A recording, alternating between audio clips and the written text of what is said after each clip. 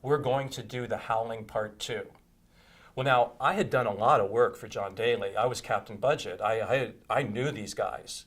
I had watched Woody Allen's movie, What's Up, Tiger Lily, and I got an idea for a compilation movie called 10 Zen Men. He who gets the book of immortality will most surely be killed for it. So as soon as you learn how to live forever, they're going to kill you. And the way I was going to do that was to get 5 or 6 Chinese kung fu movies and What's Up, Tiger Lily them. And Daly gave me a few bucks, which put me into Daly's offices for about a year doing the Terminator budget and my 10 Zen Men. And the thing that I knew most about John Daly was that if you shake his hand, count your fingers.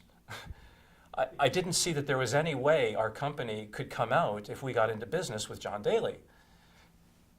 By the way, when you're on John Daly's team, you do well.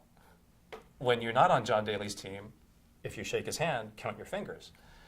So they say, well, if we're not going to do Howling 2, you got to bring us a horror film that's better.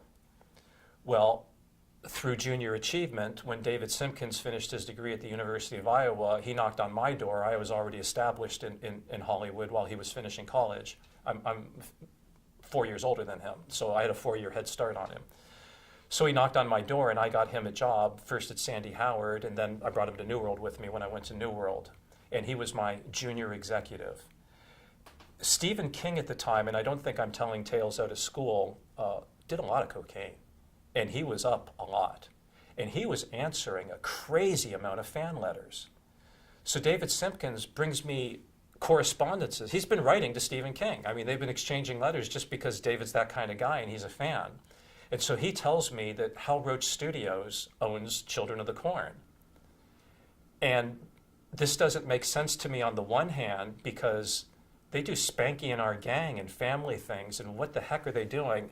And then I find out that an heir of Hal Roach, as I sit here today, I can't remember if it was grandson or whatever, he was just thinking, we make kids stories. This is stories about kids. Stephen King's big. By Stephen King's story about kids. So Hal Roach Studios owns Children of the Corn. So I call up Hal Roach Studios and I ask if they would like to get into business with us, and they would. So I go back to the execs at New World and say, I've got the perfect replacement picture. And they greenlit me.